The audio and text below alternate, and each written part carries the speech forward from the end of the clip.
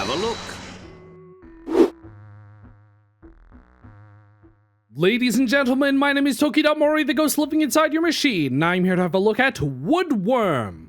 This is a block carving puzzle game developed and published by a solo dev named Samuel Pratt. They have a few small, several small experimental games on itch.io.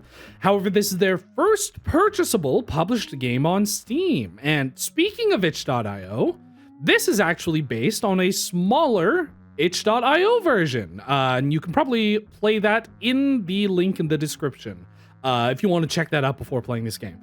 Now, this was released in December of last year, and I have been having quite a lot of trouble with a couple of these last puzzles, I will say.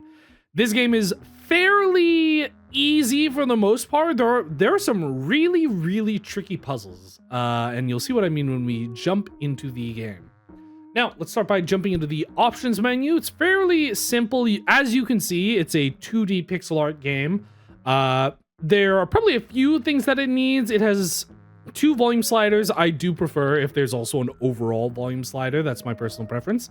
There's full screen on or off. I think there should be some dedicated resolution options or window size options, and you have an option to show grid, as well as you can also change your keybinds. You can do it for controller and mouse and keyboard. However, it only shows one at a time, which is a little bit annoying. I prefer when games have all of the keybinds visible by default, so just so you can see them. That's just about everything. Like I said, 2D pixel art game. It's also a puzzle game, so I don't think there's that much that's required, but like I said, I would prefer if there were some window size or resolution options. Let's jump into the game. I have about a little bit over an hour of this game. It's fairly short. I will say it's a fairly short game, depending on how good you are at these kinds of puzzles. I believe there are about 30 to, from what I've seen, I believe there are about 30 to 40-ish puzzles in this game. I'm at like 20 something. But I am fairly deep into this game, but we'll start with, I'm going to start by jumping into the first levels just so I can show you.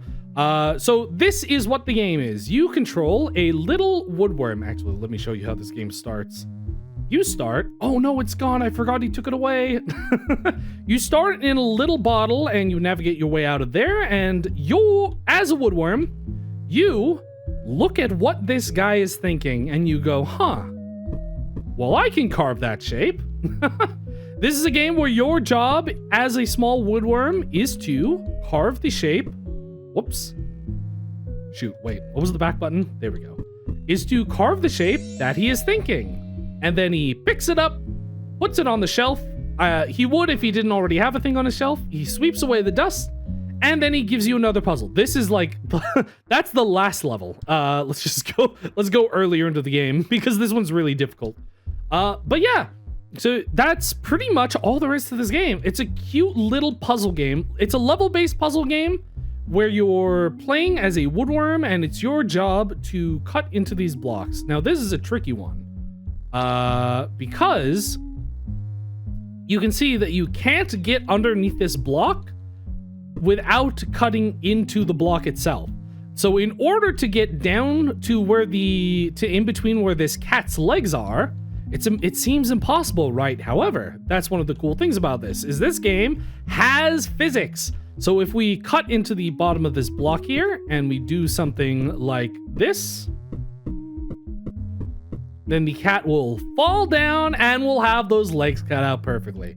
But yeah, honestly, not much to describe or not much to tell you about on the end of how to play the game, what the game is about. It's fairly simple. It's pretty self-explanatory. It's a level-based puzzle game where you carve out blocks. And he keeps on sending me to this really hard level because this is as far as I've gotten before I got completely stuck. I actually have no idea how they want me to do this puzzle, so I think I'm probably gonna be stuck here forever. But yeah, you can also undo your actions. There's a dedicated button to turning the grid on or off, which is very helpful for some puzzles. But yeah, that's pretty much, honestly, that's pretty much it. There are a couple out of puzzle elements that I think are interesting. Let me head all the way over here. Or I don't know how many there are. I think I've seen some screenshots of 1 or 2 other things, but this is the only one I've gotten to. There are a couple out of puzzle elements that are interesting where you can traverse other spaces, but it hasn't really led to anything. You go down here and this leads you to I forget what this actually led me to specifically. I think it was a key. And then I go all the way over here, and then he opened the door, he got the key or whatever was in here, and then he takes you out. But yeah, there are a couple of small out of puzzle elements that I think are interesting. If I go up to the edge of the screen, I can go up the wall, and I can see that there's, I mean, I can't see here. You can't crawl on the ceiling, unfortunately.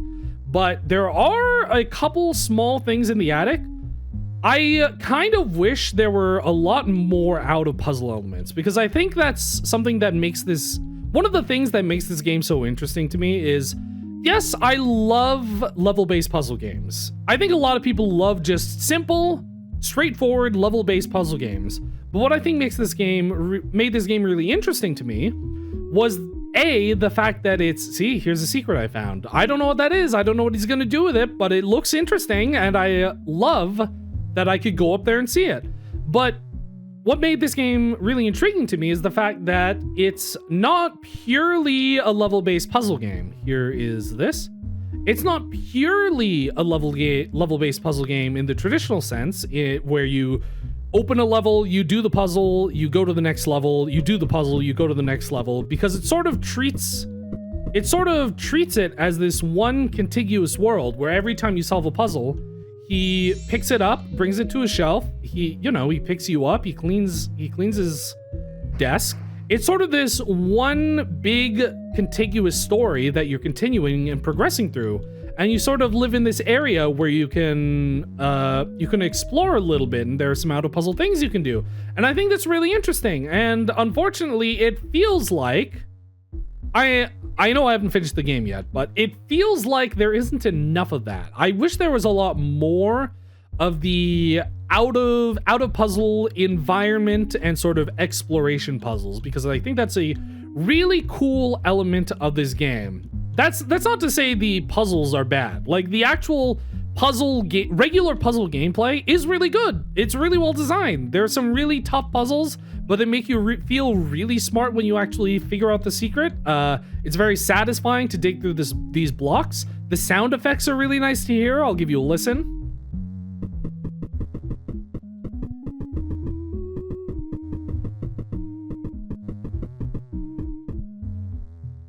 Yeah, they're really simple, but they're really nice to listen to.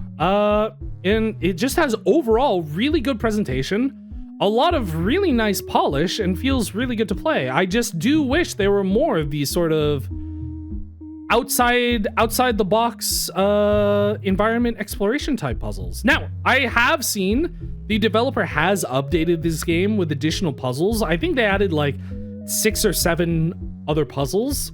So I do hope they keep on developing this game in the future, and maybe then they can add more of these sort of environmental puzzles. Or if they just decide to stop developing this game, maybe they make something else in the future similar to it, and maybe that has more of an environmental exploration type feel. That would be cool too.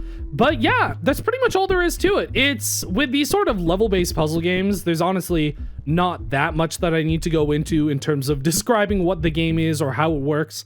But yeah, that's pretty much it. That is Woodworm. This game is available for $9.99 on both Steam and itch.io, as well as the original version of this game, which is also available on itch.io.